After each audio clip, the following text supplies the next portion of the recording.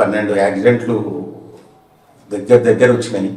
స్వామివారే ఉండి రక్షించిండు. నిన్న లేటెస్ట్గా ఒక నెల క్రితం విష్ణువర్ధనరావు గారు, నేను, మాధవలతారెడ్డి ఈ ట్రైనింగ్ ప్రోగ్రామ్ సర్టిఫికెట్స్ పస్దామని పోతుంటే కారు యాక్సిడెంట్ అయింది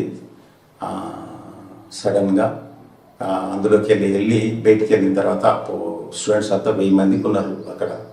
వాళ్ళంతా కొంచెం గోలగోల చేస్తుంటే అక్కడ దిగిన తర్వాత ఎవరో ఒకరు వచ్చి, సార్ మీరు చెన్నారం వెళ్తున్నారా, నేను దించుతానని కారులో వచ్చి అక్కడ దించేసి మళ్ళీ నేను వెళ్ళిపోతానని చెప్పేసి వెళ్ళిపోయాడు. తర్వాత చూస్తే అతను ఎవరు ఏందనేది కూడా తెలియలేదు మాకు.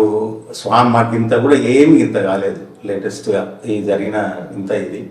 తర్వాత మా కుటుంబాన్ని అయితే స్వామి అన్ని విధాల, మా అమ్మని కానీ, మా నాయన తరాల గట్టి నుంచి కానీ, నన్ను కానీ, మా పిల్లలకు కానీ అనుకోకుండా ఏమైందంటే, మా అబ్బాయికి రెండవ అబ్బాయికి 3rd స్టేజ్లో క్యాన్సర్ బ్రెయిన్ ఆపరేషన్ అవసరం పడ్డది. స్వామివారి హాస్పిటల్ బెంగళూరులోనే ఆపరేషన్ చేయించడం జరిగింది. ఇప్పటికి స్వామివారి దయతోటి 14 ఏళ్ళు అయింది. మంచిగా ఉన్నాడు, మంచిగా సేవ చేసుకుంటున్నాం. తర్వాత మా కుటుంబంలో మా అల్లుడికి మా బిడ్డ పెళ్ళి కూడా 30 సంవత్సరాలు అవుతుంది. దాదాపుగా 30 సంవత్సరాల్లో అతనికి క్యాన్సర్ వచ్చింది. ఎప్పుడో 26 సంవత్సరాల క్రితం ఆయన చిన్న గుట్కా వేసుకుంటుంటే పెళ్ళి అప్పుడే బంద్ చేశాము. కానీ అనుకోకుండా నోటి క్యాన్సర్ వస్తే బసవతారకంలో క్యాన్సర్ ట్రీట్మెంట్ జరిగింది, మంచిగా ఉన్నారు. ఇప్పుడు మా మనవరాలు పెళ్ళి కూడా కుదిరింది స్వామివారి దయతోటి.